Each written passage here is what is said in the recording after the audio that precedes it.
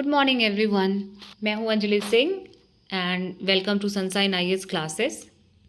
आई hope आप लोगों को आप लोग जो वीडियोस देख रहे हैं आप लोगों को समझ में आ रहा है, और अगर कोई भी डाउट है तो प्लीज़ आप लोग कमेंट बॉक्स में लिख करके मुझे बता सकते हैं ताकि मैं समझ पाऊँ कि क्या डाउट्स है और मैं इसे कैसे रिजॉल्व कर सकूँ। कल के वीडियो में हम लोगों ने देखा था, हम लोगों ने interior structure of the earth mainly study किया था, जिसमें जो सबसे इम्पॉर्टेंट पॉइंट था हम लोग यहाँ तक आके स्टॉप हुए थे, टी और एस वेव्स। मैंने कल आप लोगों को बताया था कि अर्थ के इंटीरियर स्ट्रक्चर के बारे में अगर जानना है तो सबसे ज़्यादा इम्पॉर्टेंट जो ऑथेंटिक सोर्स होता है डैट इज सिस्मोलॉजी, मतलब भूकंप विज्ञान। इससे ज़्यादा इम्पॉर्टेंट कुछ नहीं है। इसी से हम लोग को एग्जैक्ट पता चलता है कि अर्थ के अंदर में कहाँ पे कौन सा पार्ट सॉलिड है, कौन सा पार्ट लिक्विड है। Even on the basis of that we have been able to distinguish the interior structure of the earth as crust, mantle and core. Yesterday we had learn all this things. आज हम लोग देखते हैं, कल मैंने आप लोगों को बताया था कि पी वेव्स और एस वेव्स होता है। पी वेव्स जो होता है वो प्राइमरी वेव्स है और एस वेव जो है सेकेंडरी वेव्स है। पी वेव के बारे में एक खासियत था कि पी वेव्स की वेलोसिटी सॉलिड में ज़्यादा होती है और लिक्विड में कम हो जाता है, और एस वेव्स जो है वो बस सॉलिड में ही दिखाई देगा और लिक्विड में जहाँ भी लिक्विड ऑब्जेक्ट्स होगा तो वो कम्प्लीटली डिसअपीयर हो जाता है। और इसी के बेसिस पे अर्थ इंटीरियर को डिवाइड किया गया है 3 लेयर में, क्रस्ट, मैंटल, कोर। तो आज के वीडियोस में हम लोग देखेंगे क्रस्ट, मैंटल, कोर के बारे में पढ़ेंगे। आज ज़्यादा कुछ नहीं है, बस इंफॉर्मेशन है, फैक्ट्स है, आप लोगों को बस याद करना है। ठीक है, तो हम लोग आगे देखते हैं। क्रस्ट एवरेज डेप्थ, क्रस्ट का जो एवरेज डेप्थ है 30 किलोमीटर होता है। Sometimes it is 33 kilometres also. Density is 2.6 to 2.9। Silicate is the dominant element but found in oxide form. मतलब सिलिकेट जो है वो फ्री स्टेट में नहीं होता है और सिंगल भी, मतलब वो सिंगल नहीं होता, वो ऑक्साइड के साथ होता है। Hence silicon and oxygen are major constituents. तो ये याद रखने वाली चीज़ें हैं, इसे आप लोग प्लीज़ लर्न कर लीजिएगा। नेक्स्ट है, on the basis of velocity of seismic waves crust has been divided into 2 parts and that is upper crust and the lower crust. Upper crust की डेंसिटी इतनी है, ये मोस्टली ग्रेनाइट के form में होता है। लोअर क्रस्ट उसकी density 2.8 to 2.9, mostly basaltic material होता है। अब आगे आता है, ये देखिए एक डायग्राम है, यहाँ पे हम लोग देख रहे हैं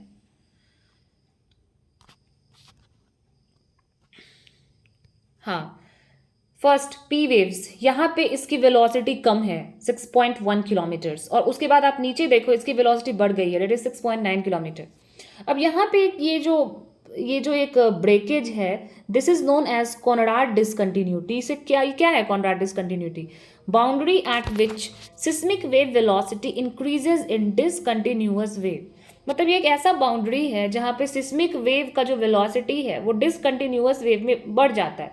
मतलब यहाँ पे वेलोसिटी बढ़ जाती है, यहाँ पे वेलोसिटी कम रहता है, यहाँ पे वेलोसिटी बढ़ जा रहा है। इसका मतलब है कि कुछ मटेरियल के डेंसिटी में कुछ जरूर चेंज है। तो इसी बाउंड्री को बोलते हैं कॉनराड डिसकंटिन्यूटी। ऑब्जेक्टिव क्वेश्चंस में बहुत बार पूछे गए हैं, तो इसे प्लीज़ आप लोग लर्न कर लीजिएगा। On the basis of existence of continents and oceans, crust has been divided into 2 types. इसको याद रखिएगा, ये था on the basis of what? Velocity of seismic waves, upper crust and lower crust. अब यहाँ पे है existence of continents and oceans के बेसिस पे भी crust जो है 2 टाइप का होता है। पहला हो गया कॉन्टिनेंटल crust, जिसको महाद्वीपीय परत कहते हैं। इसकी थिकनेस इतनी होती है और कभी कभी 70 किलोमीटर तक भी जाता है। दूसरा है ओशियनिक क्रस्ट, जिसको समुद्री परत कहते हैं। इसकी थिकनेस 5 to 12 किलोमीटर्स होती है। क्लियर है? आगे बढ़ते हैं हम लोग। Continental crust made up of 3 layers. अब कॉन्टिनेंटल क्रस्ट जो है 3 लेयर से बने हुए होते हैं, इसको बस याद कर लेना है। Sedimentary layer, granite layer, basaltic layer. यहाँ मैंने कुछ इन्फॉर्मेशन लिख दी है। सेडिमेंट्री लेयर का एवरेज थिकनेस 3.2 किलोमीटर होता है। ये मेजर ओरोजेनेटिक बेल्ट होता है।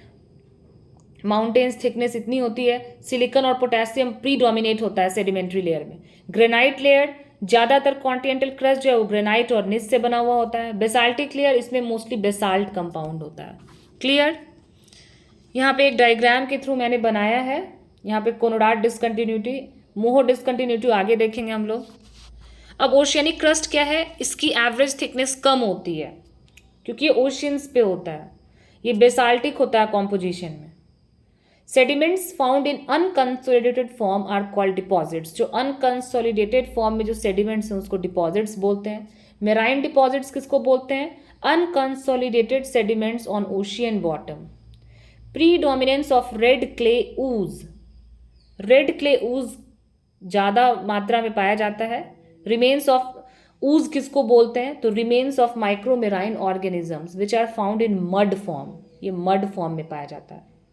तो ये सब जब हम लोग ओसेनोग्राफी पढ़ेंगे तो ये सब डिटेल में पढ़ेंगे, अभी बस आप लोग जान लो कि क्या क्या होता है।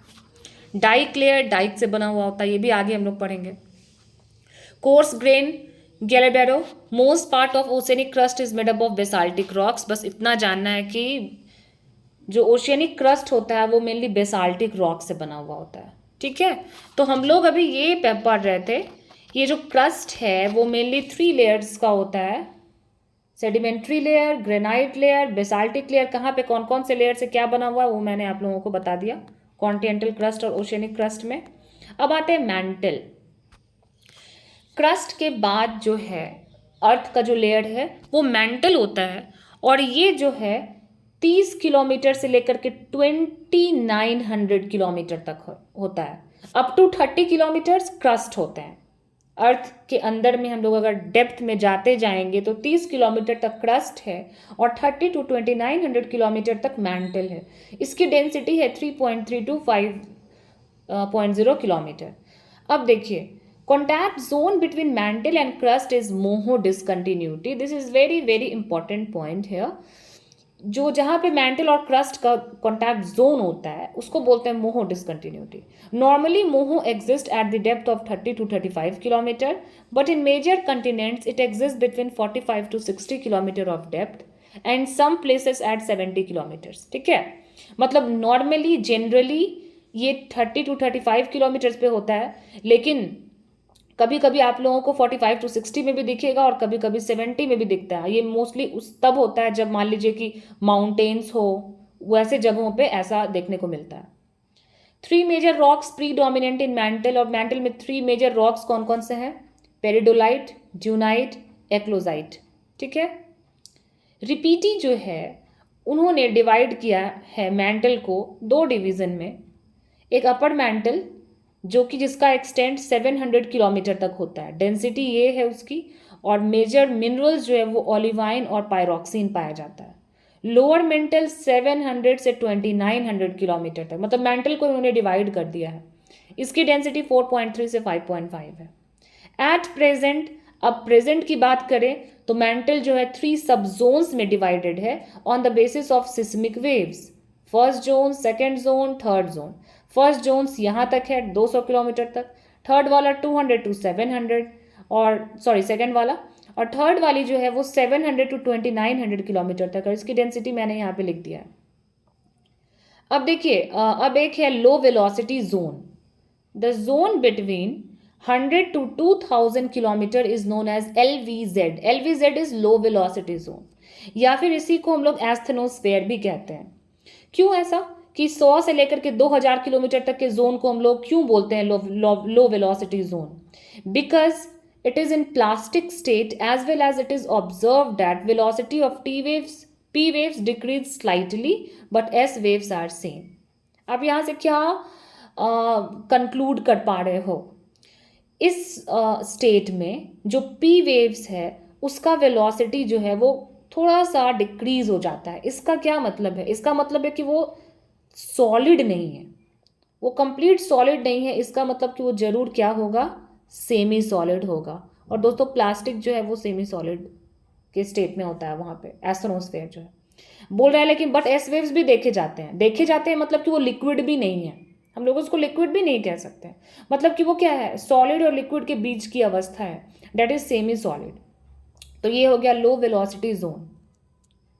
यहाँ पे एक डायग्राम के थ्रू मैंने दिखाया है, ये देखो आप लोग, ये मोहो है मोहो के बाद LVZ है, LVZ 100 to 2000 किलोमीटर तक।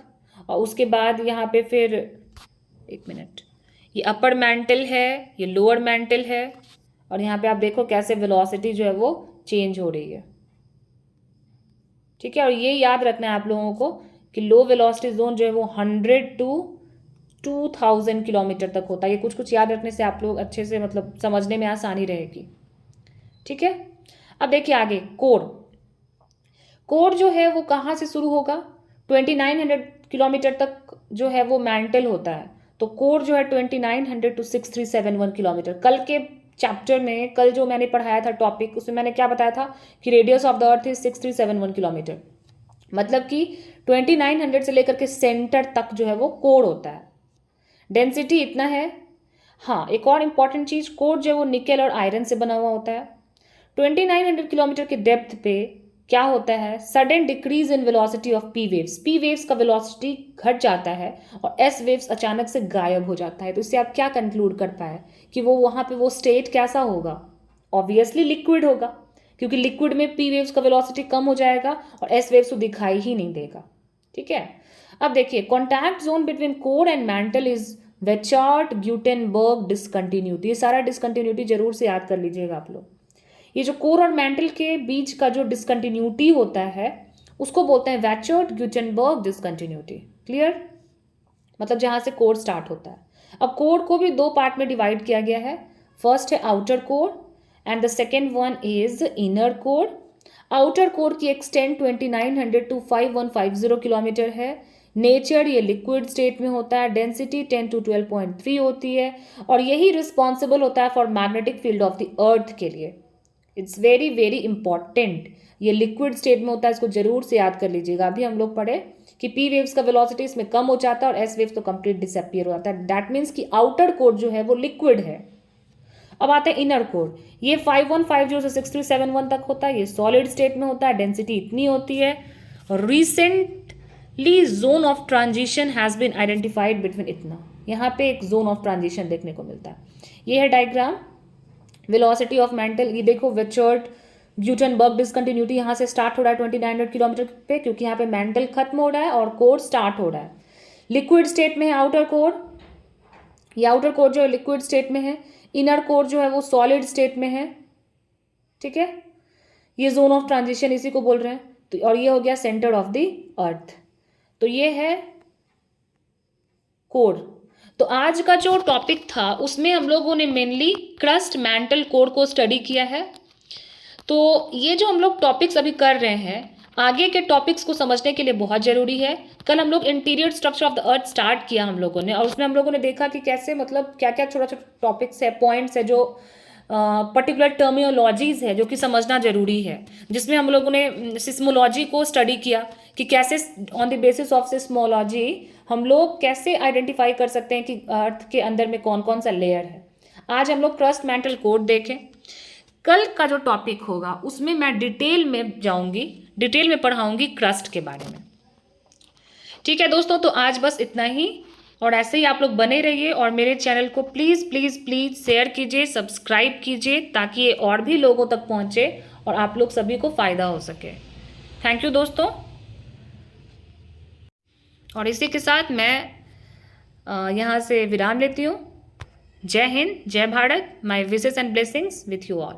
Thank you.